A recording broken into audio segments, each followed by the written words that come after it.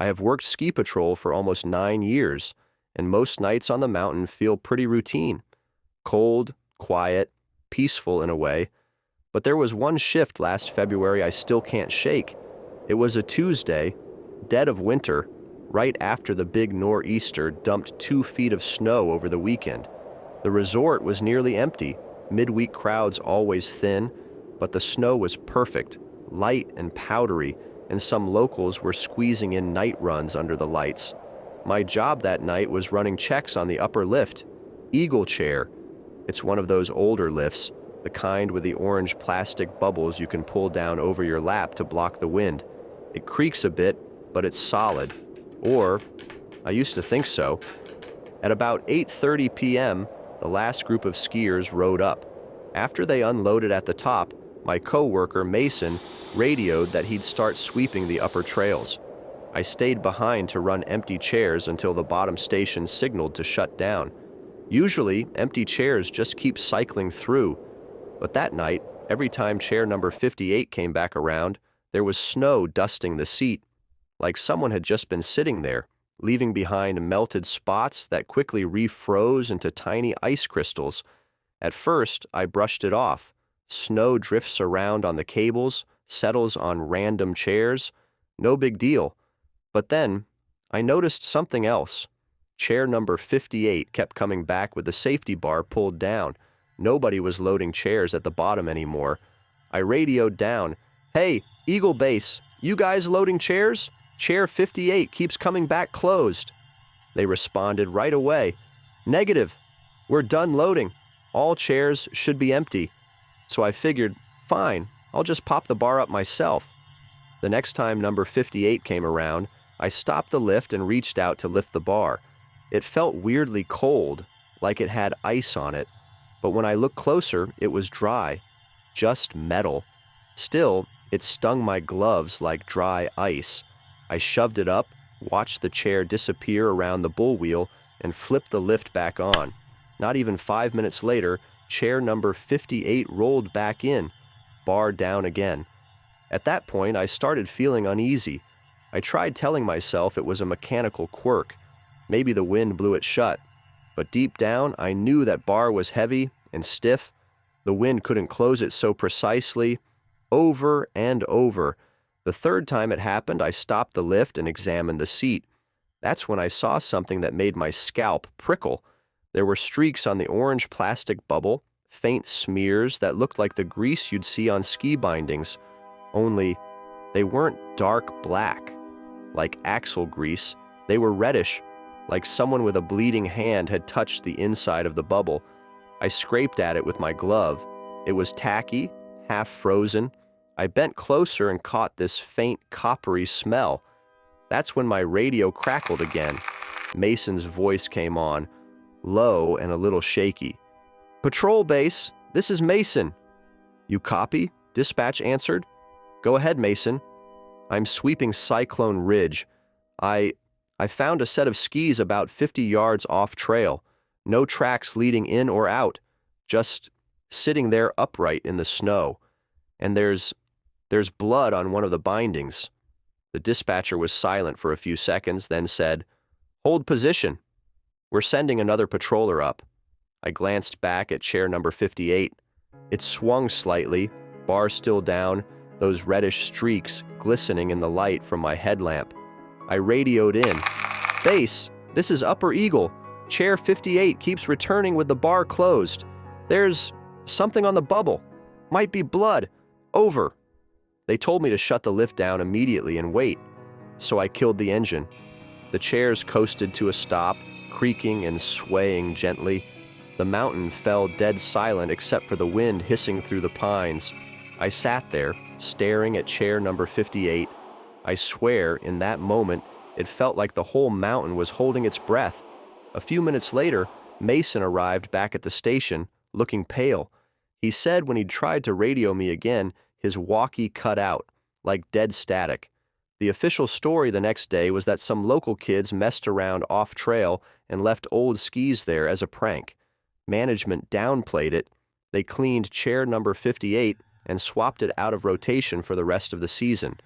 But there were rumors. People said a seasonal liftie had gone missing 2 weeks earlier, last seen at the top shack of Eagle Chair during a late shift. No trace of him was ever found. Some folks think he fell off the lift or hiked into the woods drunk and froze.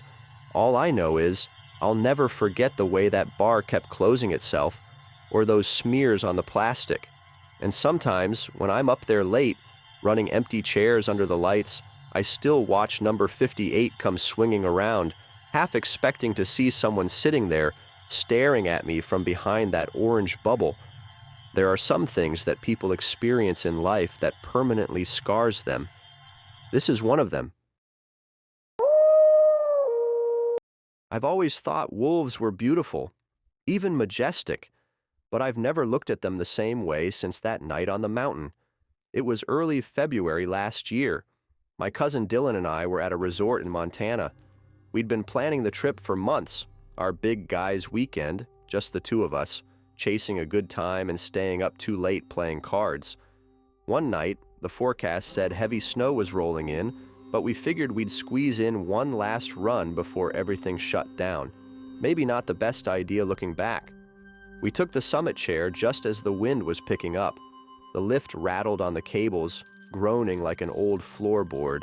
Clouds boiled overhead, dimming the floodlights. At the top, the liftie gave us a half-hearted wave and said, "Better make it quick." We dropped into a run called Sidewinder, a long blue trail that wound around the backside of the mountain. No one else was on it. The snow was incredible, light and silky under our skis.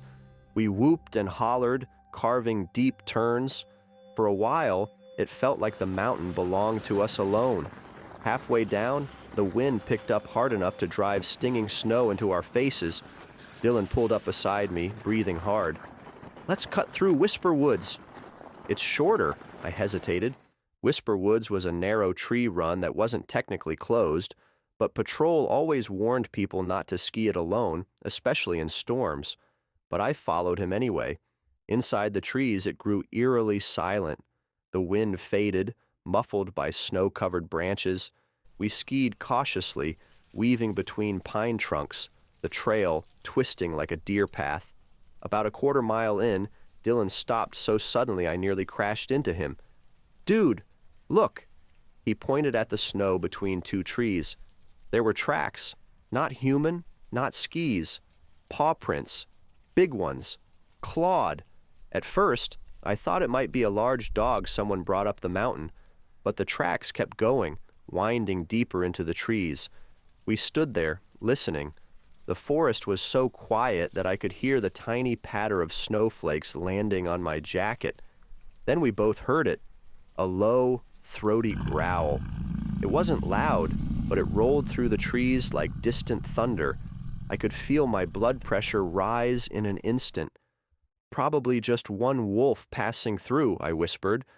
But then, to our left, another shape shifted between the trees. Snow dislodged from a branch, falling in a soft puff.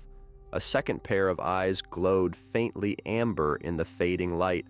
I felt an invisible weight press against my chest. Dylan started to say something, but another growl came from behind us. We spun our heads and realized the wolves had circled us.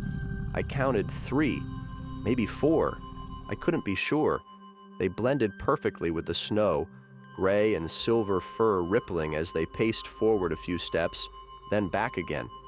My mind was racing. Wolves rarely attack humans, I knew that. But standing there with nothing but ski poles felt terrifyingly vulnerable. One wolf stepped closer, lowering its head. Its breath misted in the cold. Its paws sank silently into the powder. Dylan whispered, voice shaking, "What do we do?" I tried to remember what I'd read once about predators. "Don't run," I said. "Make ourselves look big." So we stood tall, lifted our poles above our heads. The wolves froze, ears flicking. We started shouting, clacking our poles together. "Hey, go! Get out of here!" For a second it seemed like it wouldn't work. The closest wolf kept staring, muscles tense under its fur. Then, finally, one of them turned, trotted a few steps away. The others followed slowly, weaving between the trees until they vanished like smoke. We stood there, knees shaking, until we were sure they were gone. When we started skiing again, I could hardly feel my legs. We didn't talk until we burst out of the trees and rejoined Sidewinder. At the base lodge, a ski patroller saw us stumbling in, pale and wide-eyed. We told him what happened. He nodded grimly. A pack's been spotted around Whisper Woods a few times this winter. Usually they stay away from people, but storms mess with their hunting.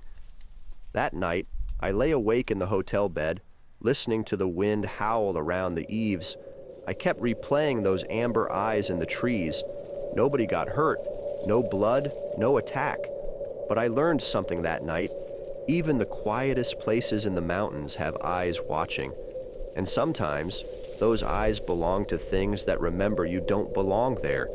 Still to this day, this experience haunts me. I can't get the vivid imagery out of my mind.